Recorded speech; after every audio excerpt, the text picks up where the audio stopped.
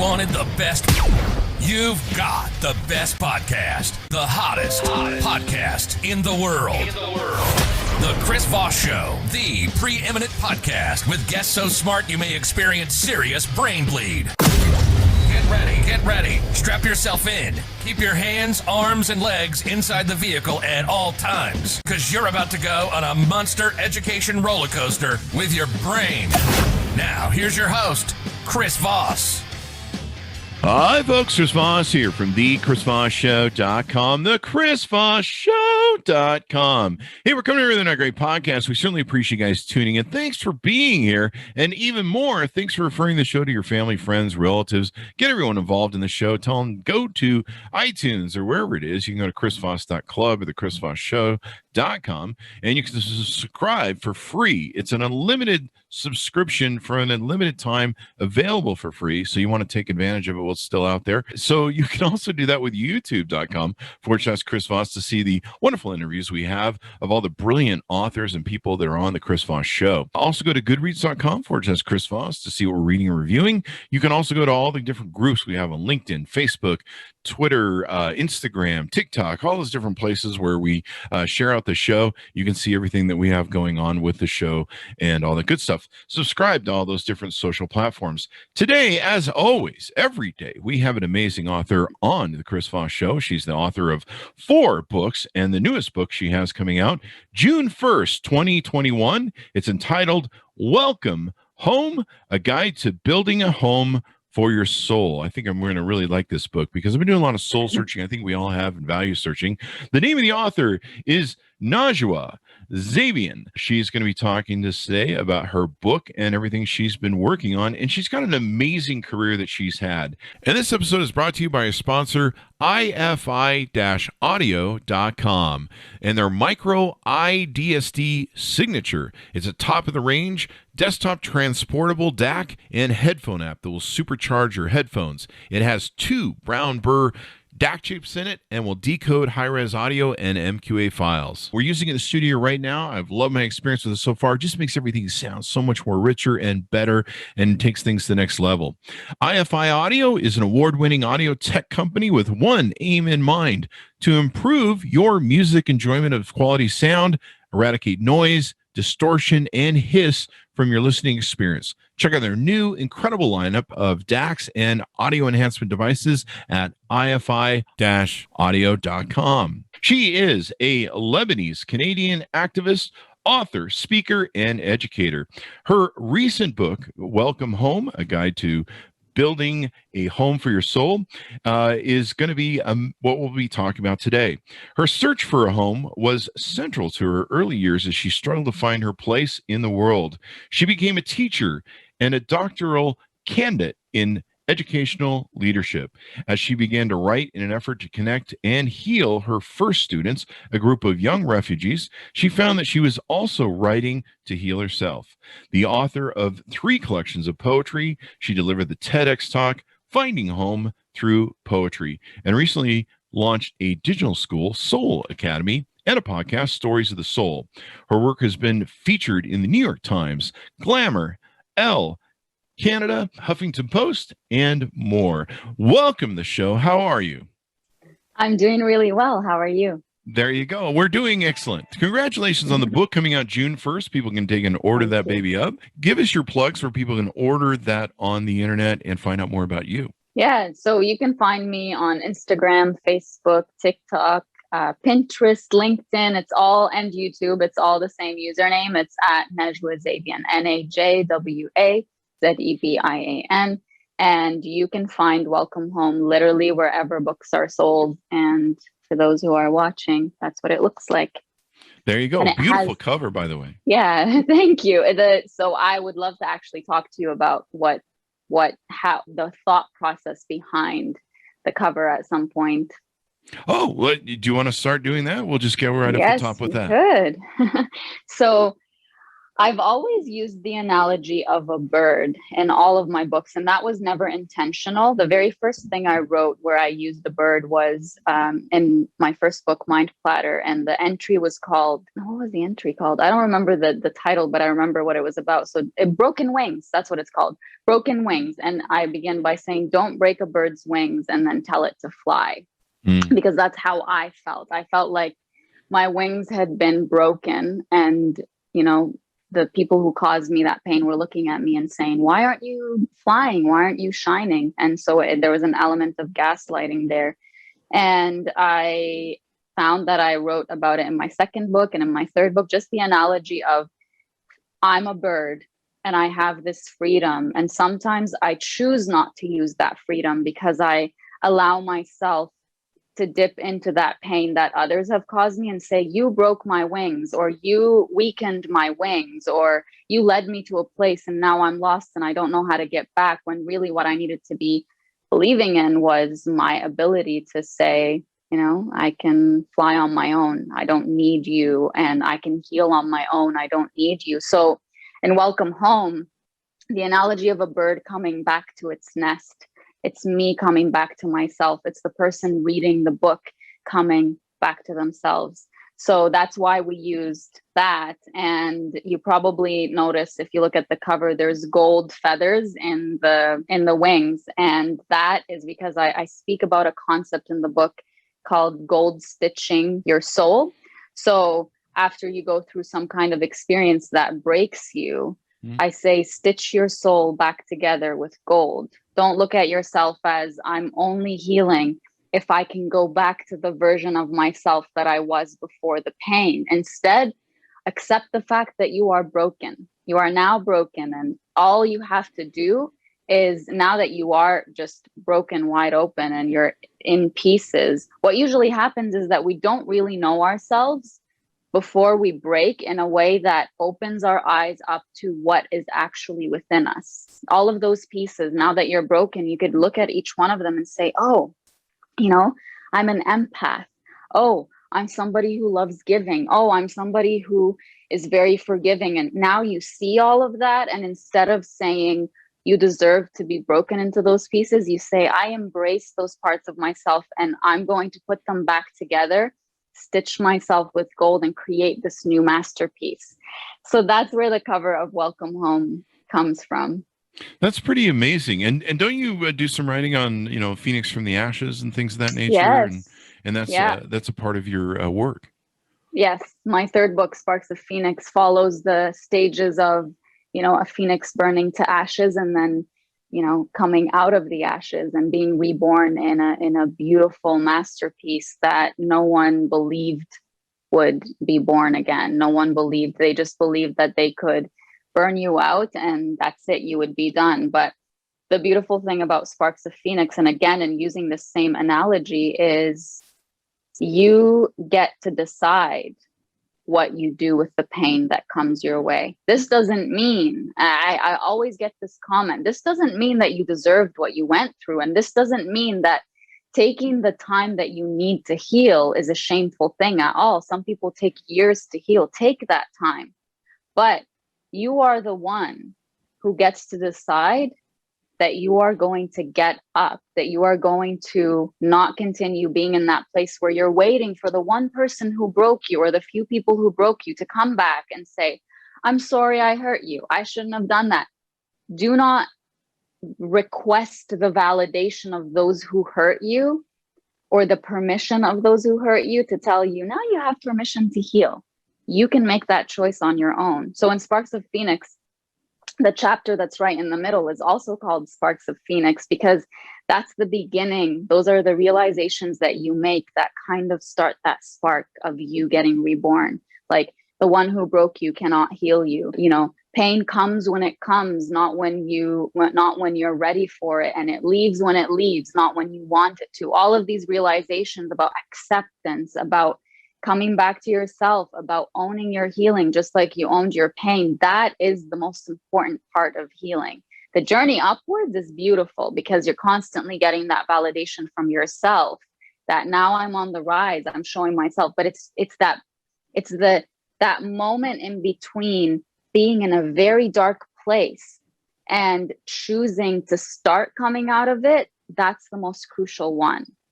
Yeah. That's really beautiful. You know, a lot of people are afraid to embrace their brokenness or their pain or face being broken or the fact that they are broken. And they can never reconcile it until they do. Is that correct? Absolutely. I think when you judge yourself based on what you went through, when there's an element of, and I talk about this in Welcome Home, when there's an element of you taking every single break that happens in your life and whatever ending it leads you to, when you take that one ending and make it confirm for you whatever belief it is that you have about yourself, you get stuck in not wanting to accept this ending without getting the closure that you need, or without turning it around and changing the narrative so that that ending doesn't happen, or it happens on your own terms. Because you think, if I change this one ending, I change all the other endings, or I change the ending belief that I always go back to, which most times is, I'm not worthy, I don't deserve love, I don't deserve attention, I don't deserve effort. So you think by changing that one ending, so you resist accepting that you're broken. You resist accepting that something happened that you yourself need to recognize this is wrong. And me walking away doesn't mean that everything that I gave is, it wasn't worth it. It doesn't mean that everything that I gave went to waste or I was taken advantage of or whatever. I could say what I gave, what I invested in someone. And this goes back to the message in Welcome Home. Stop building homes in other people. When we build homes in other people, we invest parts of ourselves in them. So all of that love that we put in someone else, that we give someone else, all the time we spend on them, all the money we spend on them, anything that we invest in a relationship with another person, not necessarily just romantic, but all relationships, even in the workplace, it's because we believe that there will be a return on that investment, which is that place that I'm investing in, that home that I'm investing in. I can come home to it at the end of the day, and all of the stuff that I've put in it is available to me. And so what happens when that person walks away, or when you lose that job, or you lose that sense of identity that you had for so long, all of that stuff that you put in there goes away and you genuinely feel empty. And you're also used to investing so much, and you have all this new, this new growth within that you want to continue invest because you're so used to giving, and it has no place to go. And the beautiful thing is, instead of dwelling on why someone isn't continuing to take what you have to give, you have to realize that all of that stuff that you're creating belongs to you, and you deserve it. So start building that home within yourself. And to do that, you have to recognize that break that you experienced, that whatever situation it was that caused you pain, you must come to terms with it. You must accept it. And you must say, this will not be easy, because I'm so used to seeing myself through other people's eyes. I'm so used to getting that validation externally, that, that what I have to offer is worth it. And now how do I get that validation? I don't know how to give that validation to myself. So the journey back to yourself, back to building a home within, begins with that recognition. And the road that leads you to the land on which you will build a home within is all about recognizing all of the roadblocks that you have in your way, which could be beliefs that you've developed from a young age, which could be, I don't want to feel this pain. I don't want to accept that someone broke me. I don't want to accept that I've been, lied to. And you break those roadblocks and turn them into road bricks that will lead you to that land where now you can say, okay, now that I've resolved all of that, I am ready to start accepting myself. I'm ready to build that strong foundation of a home within, where everything that I'm so used to giving to other people, now I can start giving to myself. This is really brilliant. I went through experiences in my life. Howard Stern, there was a famous Howard Stern thing where when he had a breakup with one of the comedians early on the show, I forget his name, which is kind of funny because I don't remember his name, but I remember Howard Stern's name. And Howard Stern, when this comedian left the show, Jackie Matling, I believe, Jackie the Joke Man. When he left the show, he thought that he had lost his mojo, his talent, he couldn't do the show anymore. He'd lost his partner, and that partner was a large part of the show. And what happened was he discovered that he really was the show. He'd always been the show, and he could replace this person. I went through the same thing with a business partner that I was friends with for 22 years and business partner for 13. And I thought, as us being a team, that a lot of my mojo, a lot of my creative process, I was the CEO, he was the vice president. I didn't realize I'd been carrying him all my life, and I could replace him with, a secretary for the amount of work and creativity he was contributing. But when we separated our partnership, I really felt lost. I felt like, oh my God, I don't, and what you talk about in having your own home, and you've been putting so much in other people's homes that you don't take care of your own, was kind of my position. And I went through the same catharsis where I realized that I'd always been the proponent. I'd always been the guy all these years. And I could just go keep being the guy. And I really didn't lose a part of me. I actually lose something that was a weight on me. And so it was an interesting journey that I went, and cathartic thing. And I think a lot of people do sometimes with their relationships. Yes, absolutely. In any relationship. That's why I said it's not just romantic relationships.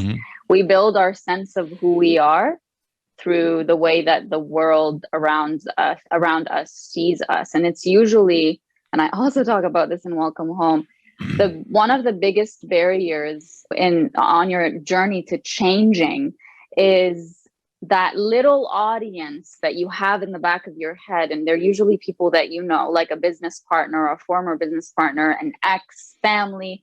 Usually it's the people who you've invested in them, whether it's emotionally or any kind of investment. And you're worried about how they're going to perceive that change, because they're going to say, oh, you've changed, or you're not like that. I'm not used to you being like that. And one of the strategies that I use in Welcome Home is see a bigger audience. Identify who is your audience. I had a moment once when a reporter asked me, I was speaking up about women's rights, and I was speaking up about an experience of mine. And, I talked about what really stands in the way of us listening to stories, not just sexual harassment that happens to women, but also men, is that there is that fear out there of judgment, and there's that fear of retaliation. And so the reporter asked me, aren't you scared that what you're saying is going to put you in a worse position? And I said to her, I am not an amplifier of the voice of bullying, hatred, the people who incite fear. That's a little audience of mine. Yeah, maybe that scares me a little bit.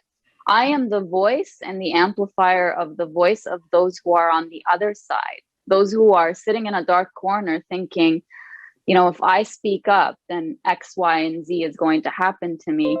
And I'm the one standing here saying, do it, speak up. So the audience that you are serving, the audience that would benefit from you actually changing and speaking up for yourself and becoming a stronger person, is usually 99% of the real audience that you have. And it's that 1% that stops you and slows you down. And at the end of the day, if they are people who really, really love you and care for you genuinely, they wouldn't be part of that 1%. They would be pushing you to be better. So see a bigger audience. Identify who that audience that you always go to in the back of your mind before you post something on social media, before you make a decision in your life, before you publicize something, before you take that one step towards a dream of yours. Who are the first people who come to mind that scare you away from that? And just recognize, yes, they're there. They'll always be there. But the world is so much bigger than that. It's very true. I love that. I went through an experience in my life where when my first kid died, I was just wrecked. And I really don't, I have my social media large audience, so I share everything with them. I'm just a single guy with dog kids. So, I had this moment where I wanted to share what I was experiencing, and just to bleed it out, just to get it out of my soul and of the loss. And I spent like a half an hour waiting to press the post button, because I was like, this is way too personal. I don't want to share this. I don't want to it seems almost too selfish to me. Like, this is all about me, like, blah, blah, blah, my problems, blah, blah, blah. And finally, I just pressed post and I went to bed. And what was amazing to me was how many people it helped. Like, I thought it was a selfish act, me sharing my pain, me sharing my story, my journey. I thought it was a selfish act. And I thought it was way too personal, because I was just letting people know how much it hurt. And I was stunned. And it's one of the lessons that I've had to learn, in being authentic and everything else, was how many people, like you said, the audience it spread to. I had people write me that, oh my God, I realized I never had closure in the death of my animals, the death of my dad or my family. I never got closure. And me watching you go through the experience and share it made me realize, wow, I need to wrap that up myself. It was astounding how many people it really helped. And it was the farthest thing from a selfish act. And so, like you said, that audience, I just found the audience, and people who love me went, we embrace you, Chris, and we're here for you. People are calling me the next day. It was just astounding to me. Have you ever heard of the saying that goes, grief is just love with no place to go? No, wow, that's beautiful. So in your case, you were experiencing grief. You had that intensity of love, and it had nowhere to go because the place that it went was just lost by you. And you gave permission to everyone that you shared it with to allow you to feel like you're giving that love, by helping them feel heard and seen. Like someone telling you, I didn't realize how much I didn't heal from the loss of my pet or the loss of someone in my life. That you feel immediately that love that you have pent up somehow in the honor of what you lost or who you lost has a place to go. So I think that's so beautiful. That's really beautiful what you said. Wow, that's amazing. I'm going to go back in the show and I'm going to write that down. That's just extraordinary. One thing you mentioned back, I'm going to fall back probably 2 or 3 topics ago, but you talked about how people, we talked about how people don't come to grips with being broken and their grief and stuff. And sometimes what I see in a lot of people is the imprint and the struggle they have with their ego of a loss, whether it's with a spouse or a boyfriend or a girlfriend or a business partner. Like I struggle with that when I went through my challenge of like, who am I and what am I and where am I? And a lot of people really struggle because they won't sit down or I think they won't. I'm gonna leave this to you to tell me. But sometimes they're stuck with that imprint and they just carry it with them. Like if someone cheats on them or whatever it is, they carry that forever. And it's such an insult to their ego that they can't let it go, and they just carry it like this sick stone everywhere. And is dealing with your broken pieces, dealing with some of that thing, a way to try and come to grips with that or reconcile it? So what happens in cases like that is carrying an identity of, I'm somebody who was wronged, I'm somebody who was let down, that is so much easier to carry than to actually have to deal with yourself and with who you are.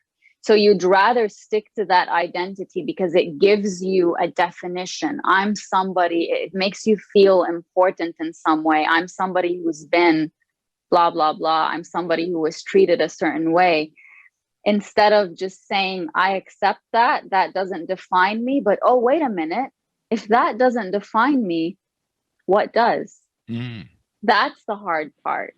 That ego that comes in the way is just our own resistance from coming, or in the face of coming home to who we are. We don't know ourselves. So many people spend their whole life not knowing who they are. So in Welcome Home, I do talk about how your ego, it's there to constantly make you feel that sense of whatever that belief you have about yourself. It's going to continue to prove it to you so that you can feel that sense of like drive, like, people who just want to succeed in life so that they could show someone who hurt them in the past, see, I'm doing better.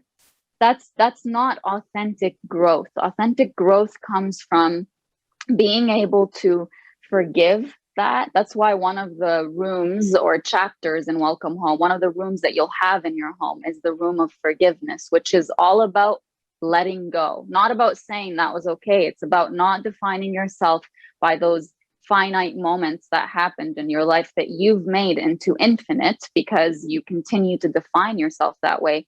You let go of what that moment in time, what that event told you about yourself, and you can come at it from a more empathetic angle towards yourself and towards the person who hurt you. And I'm not saying like, say, oh, you know, everybody deserves to be loved and they did it because they were in a bad place. I don't mean that. I mean, just saying, you know, someone can't meet me past where they've met themselves, and saying, you know, if someone had the ability to hurt me in that way, it doesn't mean anything about me. And if that's their responsibility, that's their weight to carry, not mine. But we end up carrying that weight ourselves, because if they hurt us that way, we already believe that we deserve to be hurt, and we don't want to deal with that belief about ourselves. We look at that and say, oh, you did something that confirmed for me something that I believe about myself, and that really hurts. But we don't want to go from the point of why does that event hurt so much to what is it that I need to heal about myself, so that in the future, if somebody were to do that to me, I could look at that event and say, that had nothing to do with me. I didn't deserve that. So that's what stands in the way. It's you not knowing where to begin with dealing with your own self and defining your own self. Because once you do, like, think about it this way. Once you've built a home within yourself, and once you've genuinely believe that your authentic self, and I lead people through exercises in Welcome Home to get in touch with who you authentically are, without labels, without what your age is, without what your gender is, without just getting in touch with who you authentically are on the inside.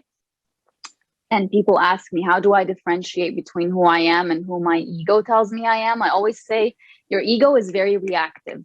It's if somebody opens a door for you and, you know, they closed it in your face before you even got there, your ego says, see, that person doesn't care about you.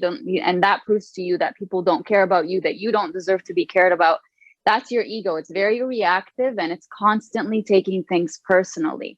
Who you authentically are is that calm, peaceful being within you that is so detached, like not unaware, aware of what the world is doing to you, of what's happening around you, but detached from what that awareness means about you. So once you build a home within yourself, what that means is that you see yourself through your own eyes. When you look in the mirror, you're able to see the way that you feel about yourself on the inside. You know what? I tried really hard. You know what? I'm an honest person. I gave truth to that person who lied to me. Just because they lied to me, it doesn't mean, you know, the other word that I could define myself by, or the phrase, is not worthy of being told the truth. No, change that. You're not actually saying that to yourself. What you really believe about yourself is all the beautiful things you have within, even if they are areas of improvement. But you are the one who's giving that voice, not anyone else around you, and not your ego. Once you do that, you can genuinely come home to yourself at the end of the day and say, this is what happened from my point of view. I don't need someone else's validation that what happened actually happened, and that what happened is worthy of, you know, me setting some kind of a boundary, or reinforcing some kind of a boundary, or breaking my connection to this person. You are, this is going to be a very powerful statement. You should never be your plan B, C, D, or whatever for yourself. So it's not just when there's no one else out there that's giving you validation that you're like, okay, I guess I have to come to myself. No, you are your plan A. You come to yourself first for everything that you need, and to come to the realization of what you need from others. You are that point of reference. You're not a backup plan. Your own definition of who you are, your authentic self, isn't based on, you know, the priority isn't to see yourself through someone else's eyes. The priority is you see yourself through your eyes. You could be aware of how others see you, but that's not your first point of reference. And it's just, I think it's so powerful and so beautiful and so freeing and liberating to live that way. Yeah, that's brilliant. So would a good analogy be, don't let other people define you, define yourself? Yes. Don't let other people define you, define yourself. Don't allow other people to define what is right and wrong for you. And I come from this, from a very general perspective, but also when it comes to culture, religion, community, whatever community you belong to, I see that so many people forget to even ask themselves, but do I believe that? Do I believe that that's the right way of living? We don't, because we're trained from a very young age to believe certain things. And there's a place in Welcome Home where I talk about that. Actually, as I was narrating the audiobook, I cried. I couldn't read it without tearing up. It's the moment I realized when I had been wronged, broken very much. And I said, what hurt in that moment wasn't all the lies that were told. It wasn't, seeing people's real faces. It wasn't that the outcome wasn't what I hoped it would be. I listed all those things and I said it was all of that.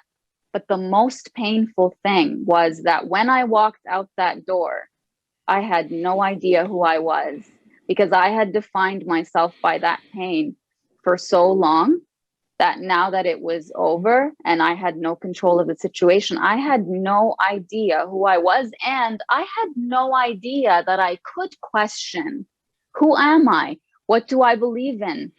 Do I really have a choice? Because I always came with this internalized, almost like it was part of my being, that I'm somebody who is always wronged by others. And even though that may have been true, that wasn't who I was. That was what was happening to me. And so when you come to terms with the fact that you really don't know who you are and that you've never given yourself permission to contemplate that question, and the reason I'm saying, don't let anyone define right and wrong for you, is a lot of the times when we think of how do I know who I am, we see it as more of a spiritual, inspirational kind of thing. But knowing who you are is through action, right? The moment you start actually asking, seeking validation from within, what happens is when what your inner self is telling you and what your authentic self is telling you you need to do in your life to actually embrace who you are, but you are still allowing voices and rules and yes and no from external sources to stop you from moving in the direction that embraces through action who you are, you immediately feel like you're betraying yourself, and you don't want to feel that. So this path is familiar, the path of following the rules and everything. So I will continue to follow that path, but at the same time, resent everyone and resent myself. So that's what stops us from answering that question. Who am I? That's amazing. Wow. Yeah, you should. Are you a psychologist? I mean, it's brilliant. I feel by experience. Yeah. I know. We kind of reach that eventually, don't we? This is really brilliant. So in the book, you have different. I talk about the house structure itself, but you talk about different rooms. Do you want to give us some examples of some of those rooms? Absolutely. So when I thought of how do you take that inspirational idea of building a home within yourself, that concept, and make it practical, I thought, think about a house. What makes a house a house? You've gone through moments like this in your life where if a friend of yours were to come to you with a problem, you would know the exact solution. You would know how to tell them what they deserve, what they don't deserve, what they need to walk away from. But when it comes to your own life, you're like, but I'm different and I understand people. I understand where they're coming from. And so I went through that, and I went through this. It felt like I was a hypocrite because I knew so much about what love looked like. I knew so much about what living authentically looked like, but I wasn't putting it into action. And I asked myself, in the context of building a home within yourself, how does that apply? And it is this: you could have all the elements that make that home, which are your understanding of love, your understanding of forgiveness, getting clarity on your life, surrendering to your positive and negative emotions, having compassion. Those are all rooms, by the way, and welcome home. But what is it that makes that a home?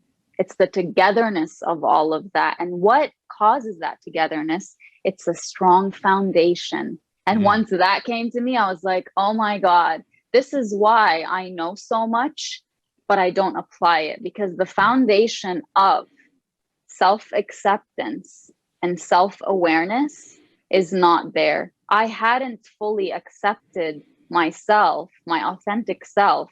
I just thought, if I learned everything about self-love and if I learned everything about being authentic, that's enough. If I could speak about it, but I wasn't applying it, because myself, my own self was being rejected by me. I wasn't seeing myself for who I really am. And maybe that in certain moments meant that I thought I was a lot stronger than I actually was, because I wanted to be a lot stronger than I actually was. But so the foundation, so in Welcome Home, you'll find the chapters of the road to home. So again, beginning with, coming to a place of understanding that I need to I need to accept certain endings in my life. I need to debunk all the myths that I've told myself about myself. And I need to get to a place where I'm ready to come home to myself. After that, you start with the foundation of the two elements, self-acceptance and self-awareness. And through that, I guide you through going back to your earliest memories of forming those core beliefs about yourself. And I talk about my own story, the first time in my life where I looked at what I was missing in my life, which was love and belonging and feeling like I had a strong, loving family, because at the time my family was between Lebanon and Canada, and I spent quite a bit of time with different relatives. I wanted that consistency, that home. And as an 8 or 9-year-old, I remember the first moment I thought when I saw, my cousins with their parents opening gifts, and I wasn't part of that. Just one second. And I wasn't part of that. The first question that came to me was, why can't I have that? And that's what stuck with me until my later years. I'm 31 now, but until these few most recent years, is every time I would feel like I wasn't important to someone, I wasn't worthy of being held on to, I would go back to that moment. Why can't I have that? And I realized that, and I write about this like in detail in Welcome Home, that the question itself indicated that that was something I could not have. So the question doesn't have to be, why can't I have that? It's, why don't I have that? And once I change that word, then there is possibility there, and there is an ability to put forward whatever I need to put forward to have that. And so I lead whoever is reading Welcome Home to that point of going back to those core beliefs and then changing the narrative, having more empathy towards yourself and not judging yourself for everything you'd accepted before that you didn't deserve, that maybe you didn't know you didn't deserve, and maybe you did, which I think makes it harder for people when they're like, no, I knew what I was doing. I knew what I deserved. Still, forgive yourself. Forgive yourself. So once you build that strong foundation of knowing what led you to the point in your life that you are at now, knowing what leads you to, in so many instances, accepting way less than what you deserve, accepting scraps of people's love and attention or whatever it is, and then being aware of how your mind makes stories of current things that happen in your life that prove all of that for you, or it's like confirmation bias. You see what you're looking for, you see what you already believe. So once you have those two elements of self-acceptance and self-awareness done, that your foundation is done, now you put the rooms. And the rooms, the first one is self-love, the room of self-love. And I put that first because to me, that's the most important one. And I talk about how love is not just a word. Like I say, if you love someone, how do you show them your love? Tell me, what things do you do? Okay, so don't just stop at saying, I love myself. Well, how do you love yourself? Show yourself through action that you love yourself. So I have several strategies in there for self-love. One of them is very simple. It's just imagining that you're flipping a switch and you're turning from self-hate mode to self-love mode, period. Like the moment you sense that you're telling yourself, what is wrong with you? Why? How could you not finish all of that? Or the moment you sense yourself speaking to yourself in a hateful way, you say, I'm going to switch to self-love mode, and I'm going to talk to myself the way that I speak to the person I love the most. Because you know what happens when I ask people, who are the people you love the most? Like the 1, 2, 3 people that you love the most. List them for me. Okay. Now imagine you are up there right next to them.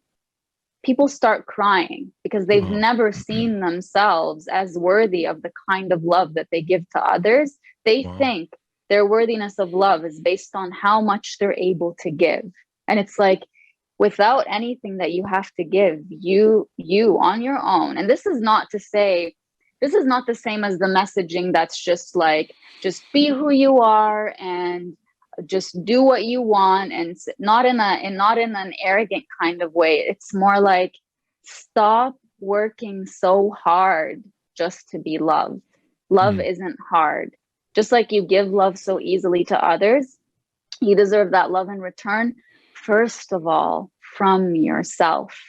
So that's self-love. And then the forgiveness room comes next. And so I called the strategies in each room in a way that would reflect, it was kind of like furniture or an element that is like real. So in the self-love room, I call them gems, because I imagine the self-love room to be full of like really beautiful, authentic things. And in the forgiveness room, I call them outlets, because to me, forgiving is letting go, which means you need an outlet. Just like we talked about grief, you need an outlet for that pain. You need to be able to let go. And the question I begin contemplating in the forgiveness room is, how far back do I have to go? And who do I have to forgive? Do I have anything to forgive? You know, I feel like I haven't really let go of the ways I've been wronged. I always come back to that, right? Like I define myself by what people have done to me, and it gives me a sense of importance. But really, at the end of the day, it hurts because I'm still allowing them that kind of power. So one of the activities that I talk about is cutting the cords. So if you imagine the person that hurt you and you imagine yourself as a marionette, and they are controlling that marionette by the pain that they caused you. And you're still allowing what they did to you to hurt you because you are somehow attached to it, whether it's by saying, oh, I want them to regret it one day, or I can't believe they haven't asked for my forgiveness. You're still giving them power. So I get you to imagine taking scissors that are made of the foundation of your home, which are that self-acceptance and self-awareness, the 2 blades, and you go to each cord, each thought that you have that ties you to that person, and you just say, I accept you and I release you. And to me, that was one of the most powerful things that I could do. So in the forgiveness room, I give various strategies to be able to forgive. And I also talk about my own story of how I got to that point. And then we have the compassion room, which is the only room in your home that you're allowed to allow people in. So, you know, you don't allow anyone into your self-love room. That's yours. You don't allow anyone into the forgiveness room. That's yours. Whether someone apologizes or not, you're still the one in charge of that forgiveness. The compassion room is all about, do not allow someone to enter your home without compassion. Don't allow someone to enter your thoughts or to affect your opinion of yourself through their opinions, or if they're not coming in with compassion. So this could be applicable in so many ways. On social media, the comments that you read that get to you, they get to you because you're still accepting someone who clearly has no empathy towards you and has no willingness to help you, because those are the 2 things that make compassion: empathy and a willingness to help. You're allowing someone who's not coming with that to affect you and to affect the way that you're feeling. So you can see that, but you can also say, you are not welcome in my home. You are not welcome into my thoughts. You are not welcome into my emotions. You know, so compassion is one of the rooms where I also talk about, I give the analogy of, if you were inviting people over to dinner into your home, who would be on your guest list. Mm. And if somebody were to enter your home and they started, they insulted you or they insulted someone that you love, would you invite them again? The answer is no. So why do you allow, right? So why would you allow someone in real life who, say you were close with them, you built some kind of connection with them, and then they hurt you? Why do you still allow them power? Like, why do you allow them into your space, into your spiritual space, into your physical space? Why do you still do that? Because on a logical level, you know that you have the power to say no. And so I go back to, what is it that stops us from saying no? What kind of conditioning we've had that stops us from telling someone, you know what, that really hurt, and you don't deserve to be able to be welcome into my home. And then I talk about self-compassion, and I say, look at that guest list. Are you on that guest list? Do you sit with your guests and eat the food that you made? Yes? Mm-hmm. Okay, well then do that in your real life and give yourself what you so easily give to others when you invite them into your life. Then we get to the clarity room, and this is one of my favorites. The clarity room allows you to see yourself clearly through your own eyes. So all of that, those definitions, those labels that you and I were talking about, I allow you to just see them for what they are, understand where they came from, and say, okay, I get this, but this doesn't define me anymore. I define me. So one activity is called the strategies in this room are mirrors, because you're supposed to see yourself clearly. And I say, imagine a mirror that hasn't been cleaned in a long time, and you're looking at it, you're just going to see a blurry image. You don't know who you are. You're going to have to start cleaning it. And cleaning it is understanding all those labels that you've come to right now, where they're coming from, and saying, no, no, no, no, no. And I'm the one who gets to define who I see in the mirror. So the clarity room is one of the most powerful ones. And then we get to the surrender room. And while writing that room, I came to my own realization that I was talking about surrendering to emotions, and I was just talking about surrendering to the negative ones. And I use the analogy of like someone knocking on your door, right? Hear the knock. If you hear this for the first while, it's annoying. If you don't open the door, it's going to keep knocking. That's what pain does. Pain doesn't go away on its own. You have to feel it. You have to allow it in. And I say, after a while, you get used to that. You get used to it. And you kind of forget that it's there, but it's still affecting the way that you live your life. So you adapt your life so that that pain can still be there, waiting to be felt by you. But, you haven't really taken it out of the way. So it's kind of like you're making room for an unwelcome, like you're blocking out a certain room in your home that can be used, and you need space, but you're not giving yourself space because you just don't want to deal with it. So I say, have tea with your pain. That's one of the strategies in the surrender room, is have tea with your pain. And I call the strategy submissions, because you're submitting to what's going on in your life. So allow your pain in. When pain knocks on your door, open the door, let it in, have tea with it, understand it, then let it go, because there's another emotion waiting. So I realized after writing all of that I only spoke about negative emotions, and it opened my eyes to the fact that that is mostly what I experienced in my life. And I always felt so ashamed to feel positive emotions. So I talk about how surrendering to your emotions is both allowing yourself to feel the negative, but also not being ashamed to feel the positive, and allowing yourself to feel the positive. Open yourself up to love after someone cheated on you. Open yourself up to a new business connection after somebody broke your trust before, And then after that, we have the dream garden, which is where you contemplate what your purpose in life is. And the strategies there are called watering cans. Because once you make a certain realization, you have to water it. And those realizations are all about, don't have such a strict plan for what your life needs to look like, and take the next step that you can take and be open. I talk about my journey of transitioning from teaching to writing, because I was going from a little classroom to a huge, massive classroom, which is the world. So I talk about that story and how I got there. And once you're done with that, there's the art of listening to yourself. I talk about the importance of going within instead of going without. And that's where you, again, get a new way of connecting with your authentic self in more practical ways. And after that, we have what rooms would you add in your home? And I talk about how I would add the writing room. Mm-hmm. And every room, by the way, has pillars that keep it up.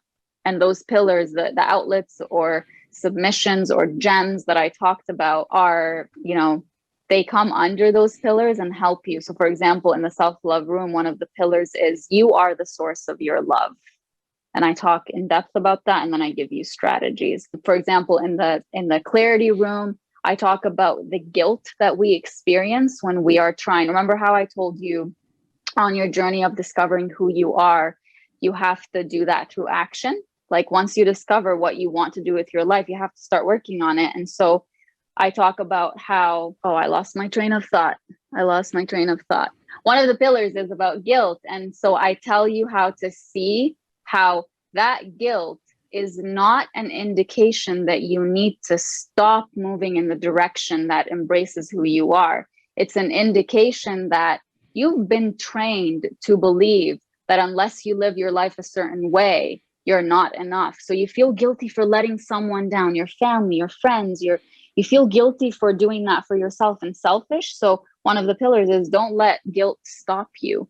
So in the room or rooms that you get to create your own pillars. So mine was, I would add the writing room, and my only pillar would be write it as it is. And then at the very end, I talk about adapting to your new reality. And I talk about how after you've come home to yourself, you will have people in your life who will say, you're not like that, you changed. And I tell you how to respond to them. And I tell you how to tell them, I've grieved my past self, and I grieved her on my own, or I grieved him on my own, or whatever your gender is. It's your responsibility to grieve that person on your own. Now I am somebody new. And it's just like a powerful way to end this journey home to yourself. So I hope that gives a good explanation.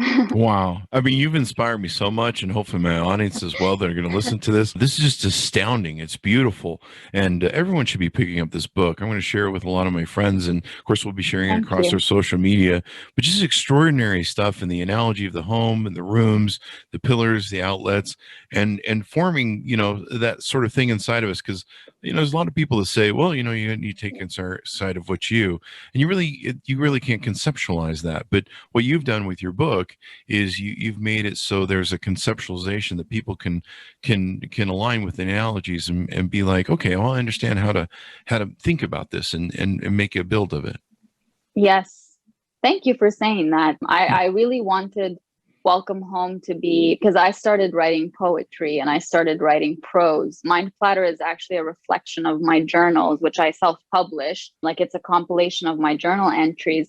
And so I started with that, and I always got the comment that, your writing is deep. Like if I'm scrolling through Instagram and something pops up, I pause for a long time and it makes me think.